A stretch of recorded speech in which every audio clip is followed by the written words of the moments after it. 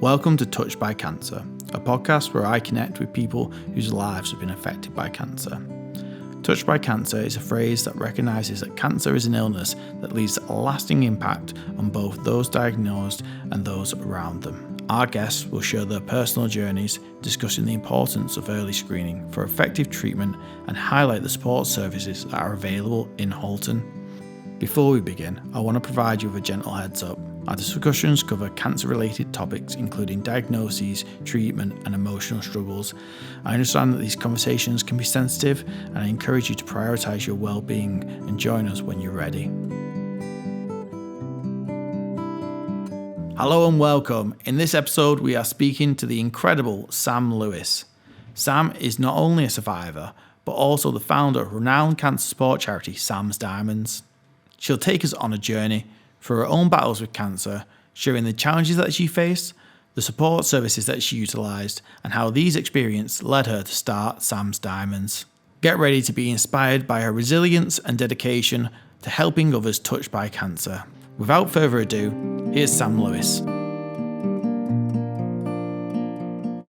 Hello and welcome, Sam. How's it going? It's good. It's a good day. Fantastic. We have got some quite nice weather outside today, which is always pleasant. Yeah, way to start the day. So let's jump straight in. Can you tell us a little bit about Sam's Diamonds? Yeah, sure. So Sam's Diamonds was started in 2012. Well, actually 2013. I got a cancer diagnosis in 2012 and I started it in 2013. It's all about helping people move forward in a positive light and seeing cancer. I know it's very hard to see it, but seeing cancer in a positive kind of way, e.g., just because you've got a cancer diagnosis doesn't mean your life has to stop. A lot of people think it's over and they live and breathe cancer, and it doesn't have to be that way. The journey can be a lot better. So it's about keeping a positive mindset, having something to look forward to, having the support around you. So it's a group of girls basically who meet out in the local community, and we make sure that we're living life to the full and keeping things as normal as possible.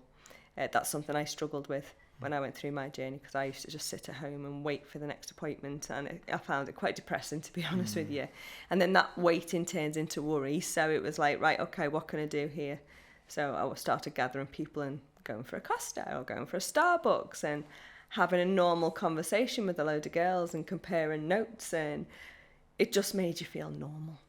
Having that normality to be able to speak to people, giving them opportunities to do things they never thought they would ever get a chance to do. It's kind of like a bucket list without being a bucket list. Yeah. Time to live your life. If there's anything cancer should do, it should springboard you into living your life. Because it's like, well, I could be losing this now. Yeah. So what have I always wanted to do? Let's do that, and not sit around and wait. That's what Sam's Diamonds is about.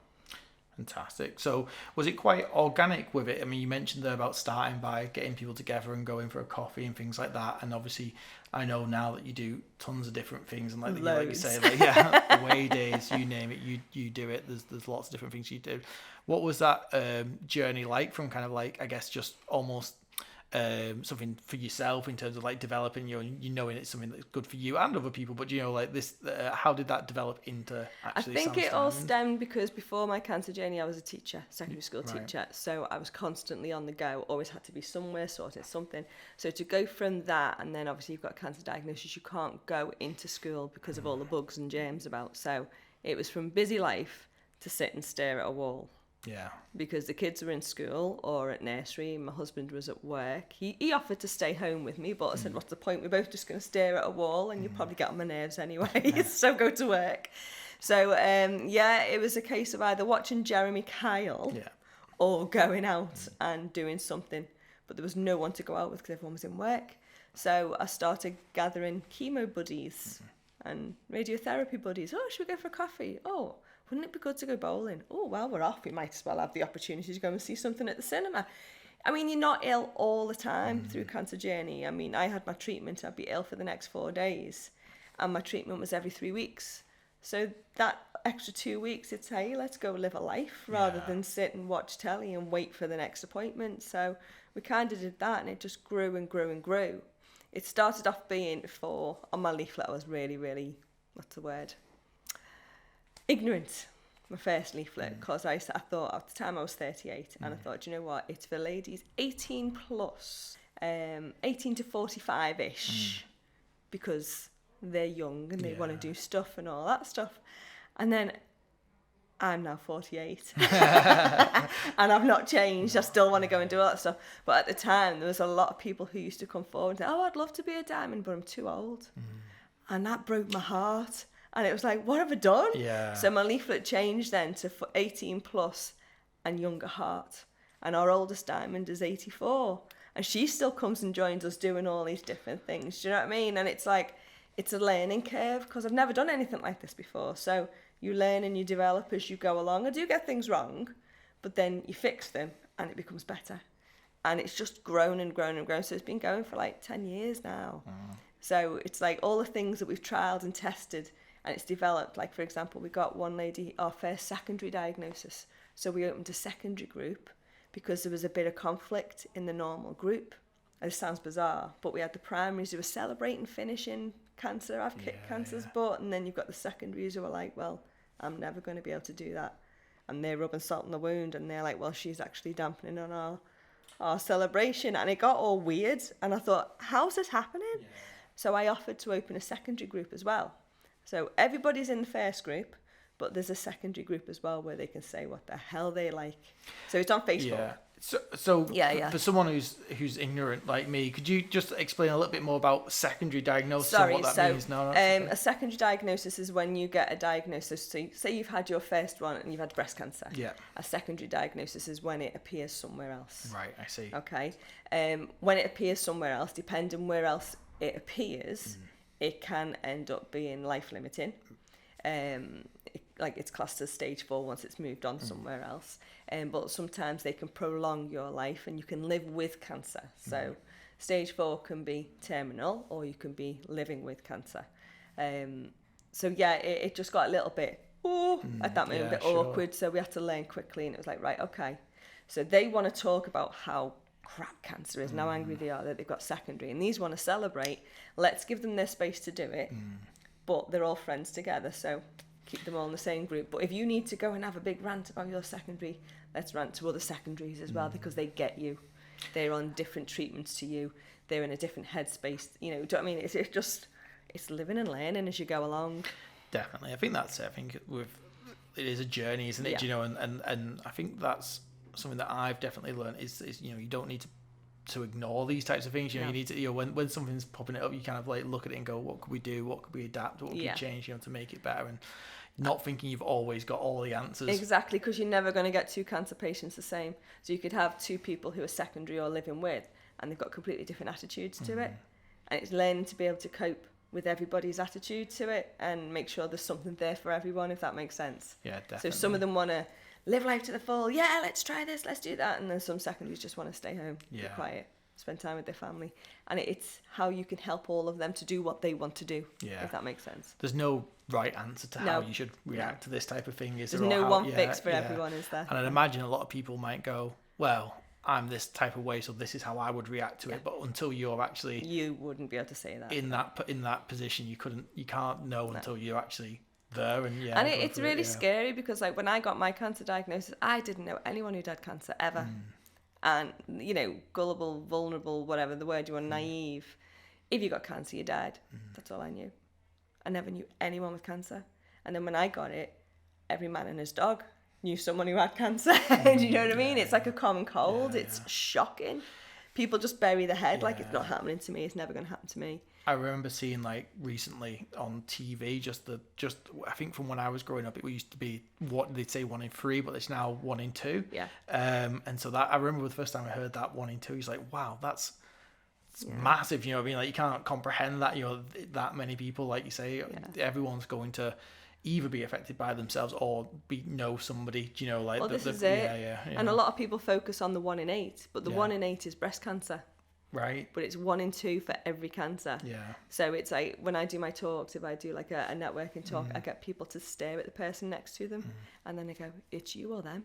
Yeah. One of you is going to get cancer at some point in your life. And it's like, straight away the reality hits. You know, it's kind of like, wow, it really is. So yeah, it's a bit of an eye-opener. I like doing that. Frightens the life out of everyone. Yeah, So, obviously, you're saying you've been doing it a decade now, which I'm sure has had lots of highs and lows and everything in between. Is there anything, any kind of activities or ways or anything that you kind of like go where you kind of look back and go, that was a real highlight? Is there anyone that like kind of springs to mind where you go, that was a real life change, a real fulfillment moment for you when it happened? Do you know what? I've always been a fixer in every job I've done. I've been a teacher, I've been a fitness instructor, I've been an aerobics instructor, I've been a personal trainer, a judo coach. It's all about making people better. So all the way through this journey, I feel like I've sort of like found my calling, because all the skills I've got from all those jobs come into this job. So every day is kind of a yes day. And not many people can say they go to work and have a job like that. But even the smallest thing that I can do for someone is something massive to them, because their head's so full of their cancer journey, they can't think straight. I mean, even saying, get your PIP form, come down and I'll fill it in with you. Oh, would you? Because just writing that little bit is too much for them, because the brain's full. So a couple of things that spring to mind, as you know, we do like an annual getaway. We do 2 a year. And there was this one lady, and I can say her first name because she won't know the next name, so it's fine, called Naomi, who was in the group years ago. And she was struggling. She was one of those, it's funny because you'll meet, well, it's not funny, but you'll meet people and they're like, oh, I'm fine, yeah, all happy, jokey, the life of the party. And I just look at them now and go, you're going to go. As in, like, you're going to break down crying on this retreat because you're too positive, you're too happy, you're too nice, the wall is up, everybody, I'm fine. I won't tell you what fine stands for in Sam's Diamonds, but first word you can't say. Something up. Insecure, neurotic and emotional. That's what it stands for. So when we go, we're fine, that's what it actually means. But she was at this retreat and she was all laughy jokey, and then I was talking to another diamond at the time, and all of a sudden there's a crowd of people around her and she's crying, and it's like, it's gonna come back, I know it's gonna come back, and I hate my body's let me down. And we always have one or two have a breakdown at the week retreat, and that's what they're for, because they're getting to put their fine down and be who they are and release. And she was going more and more hysterical, and I'm keeping an eye with it out the corner of my eye, because all the girls are trying to console her and all that. And I thought, you're actually starting to affect the other girls now. And I can remember, I don't know where it came from, but my teacher voice came out, because she had not been listening to anyone. And I went, Naomi! And then when you go, oh God, did I actually just do that?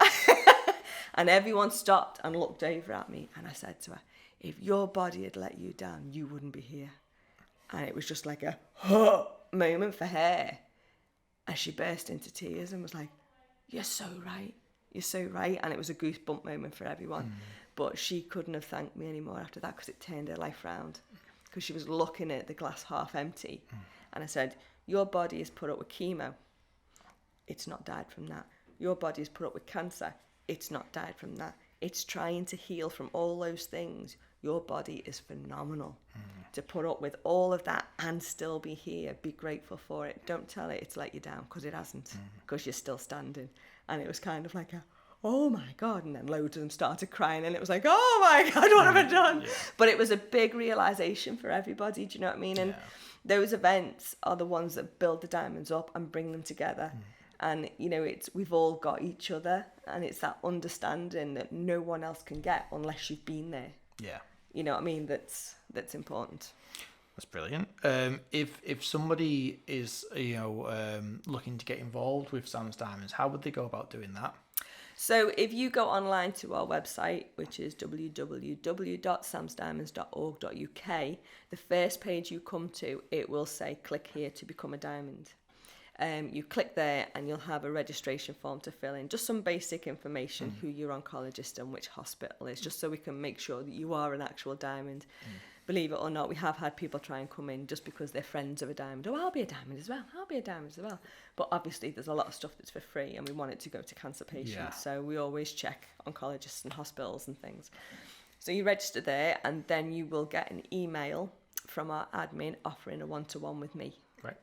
The one-to-ones are the biggest thing we can offer you, because it's just you, me, in a room.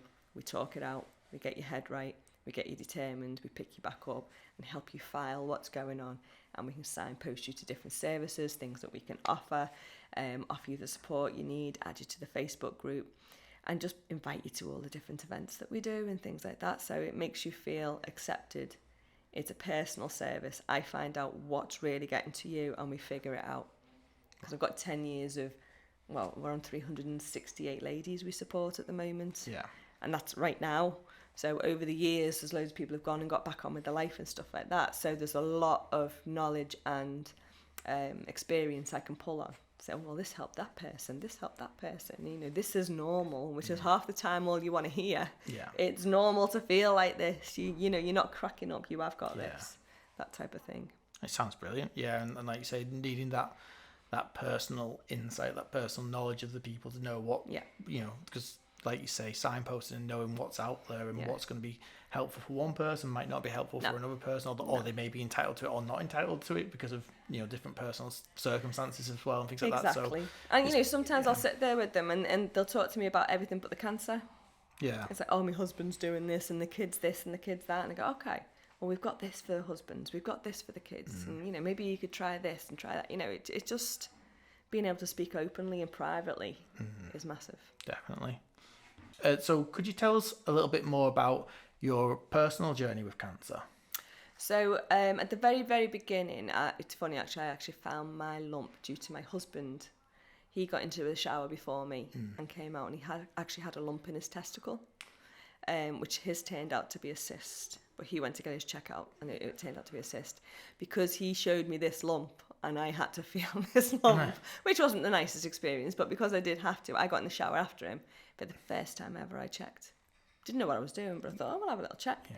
And I found it was like a frozen pea in my left boob. And I just thought, because my youngest was 1, I just thought it was my boob settling down from breastfeeding and everything like that. So I thought nothing of it. And it was 3 days till we went back to school. It was the summer holidays.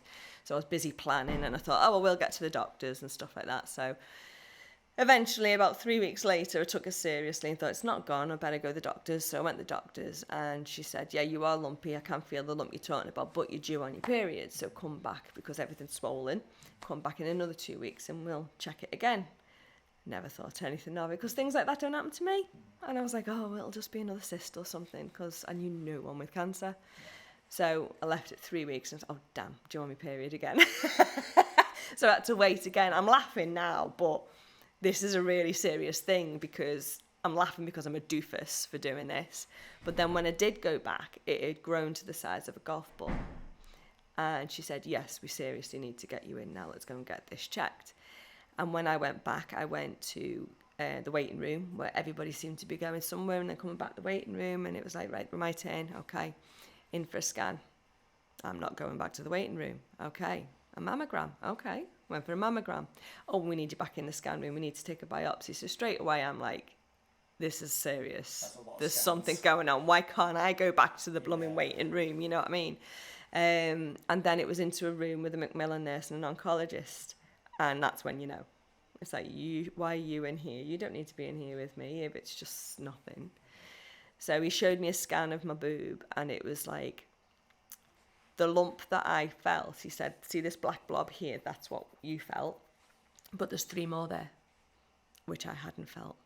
And then all across the scan, it looked like there was flicky chalk on it. And that really frightened me because I thought it was just the 1 lump. But apparently there were 4. So he said to me, right, okay, so what we're going to do is we're going to send you for an MRI and a CT scan. And I was like, well, can you just tell me if it's cancer? I can't do you that right now, he said, but I need to get the MTT team together and we decide what we're going to do, if it is or not, and analyse the results. But in the meantime, CT scan, MRI, and in my head I'm thinking, you wouldn't be paying for all these scans and stuff if you didn't think it was something. So I was convinced it was it. My husband was like, nope, they haven't said it is, so it's not. Very black and white. And I think that's the difference between men and women. Men are kind of like, it's factual. Only when I hear the facts is that women are just so creative and get really carried away with their brain and can sort of like make something out of nothing, really. So I had time to get myself used to the idea. And then obviously when we came back with all the scan results and everything like that, it was definitely cancer. And I think the scary thing is, because I had left it and not taken it seriously, it had gone from my boob and spread to some lymph nodes under my arm. Once it goes to the lymph nodes, the next step is around the body. So it nearly got to the point where I was stage 4. I was stage 2, luckily. So I had to have 6 months of chemotherapy. Then I had to have 25 sessions of radiotherapy, which was every day for 5 weeks. And then I had to have a full mastectomy. So my left breast isn't real. It's just a big piece of rubber that I wear there. I didn't want to have a reconstruction because I had a 1-year-old and I hadn't picked him up for so long because everything was all damaged and stuff. So I just wanted to get back on with my life. And people laugh at me and go, oh, you even got one boob, you don't want reconstruction? I said, well, no, because I'm that old now. They're that saggy. I've only got half the problem now. Do you know what I mean? I've only got to get scaffolding on one side now. So, it's just seeing things as glass half full and glass half empty. And, you know, my scar doesn't make me any less of a woman. If anything, I think it makes me, and this is something I try to get across in the diamonds, it makes you more of a woman because your scars show what you've got through, your strength, your resilience, your determination. They make you who you are. You know, so me having a scar, I'm not bothered. Yeah. Me having a complete false boob stuck to me, I think would be worse because that's not me. The cancer wasn't me. Yeah. But I'm all me now, so it's preference. Everyone's different, you know. But I think because I had the lymph nodes taken out under my arm, that also meant I'm left with lymphedema. So if you ever get to see my arm up close, I've got one arm bigger than the other. My left arm is filled with water because the lymph nodes, their job was to drain the arm. Right. But I've got none. Right. Because I left the cancer too long to get it checked out. So if I hadn't have left it and kept putting it off as nothing, A, I probably wouldn't have needed chemotherapy. And B, I probably wouldn't have needed a full lymph node clearance, which has left me with lymphedema for the rest of my life. Nothing will take that away now. So I have to permanently wear a sleeve on that arm to keep it down. Right. If I don't wear a sleeve, it will slowly fill up with water. My arm will ache, my elbows will ache. And 3 times now, I've had an infection under the skin, which is called cellulitis, which needs antibiotics. If it goes on like left or untreated, it can lead to sepsis and you could possibly die. So I have to keep an eye on this arm now all the time, all because I didn't take it seriously and I didn't get it checked out early. So my biggest advice to everyone is go get it checked out. Whatever it is, don't put it off because the quicker you get it sorted, the less treatment you will need. You know, it could be sorted with just radiotherapy on its own. Cancer is cancer. It affects everybody in the same way. But if I could have had less treatment, less invasive treatment, I would have been a much happier person. And if someone's kind of listening to this now going, you know, maybe they felt something or they're worried about whatever it may be, you know, there's something that they're feeling it just isn't right. How would they go about doing that? Is that a case of just calling your GP or? Yeah. Call your GP. I mean, on one of the things we do on Sam's Diamonds Cancer Support business page on Facebook, every month I'll go on there and I'll show people how to check the breasts or the symptoms and stuff of bowel cancer, you know, so you can double check. I think if you are unsure about it, get it checked out. It is more likely to be nothing than something, but why spend weeks worrying about something that might not even need to be worried about? Yeah. Do you know what I mean? And it's a win-win because if you do go and get it checked out and it is something, you've caught it early, it might just be a little mini operation, take it out, done. But the longer you leave, if you're not going to do it for yourself because you're scared, think about what your kids and your parents and everything would want you to do. Do it for them. Definitely. Yeah, I mean, that's a really powerful message, and I think one that we all should echo. As soon as possible, if there's any concern, get it checked out. Sam, thanks so much for coming in today and having a chat to us. It's been great finding out a little bit more about Sam's Diamond. Again, just to echo what Sam was saying before, if you would like to become a diamond, you can check out the website, which was www.samsdiamonds.org.uk. Well done. Simple registration form, and you'll get a one-to-one with Sam, and you can move forward with that. Also on social media and everything like that, I'm assuming, Sam? Yeah, definitely. And also, a lot of people think we are breast cancer. We're not. We're all cancers. All women's cancers are welcome in Sam's Diamonds. Fantastic. Brilliant. Well, again, thanks so much for coming on today. And it's been lovely chatting to you and finding out more about what you do. You too. Thank you very much. Thank you for joining us for this episode of Touched by Cancer. If anything you've heard raises concerns about symptoms, treatment, or screening, please consult your GP for advice. Early detection plays a crucial role in the effective treatment. If you're interested in exploring services mentioned during these podcasts, we encourage you to click on the link in the description to visit their website and find out more about the amazing services they offer. Thank you again for taking the time to listen to Touched by Cancer. Take care, stay strong, and remember, you're not alone in this journey.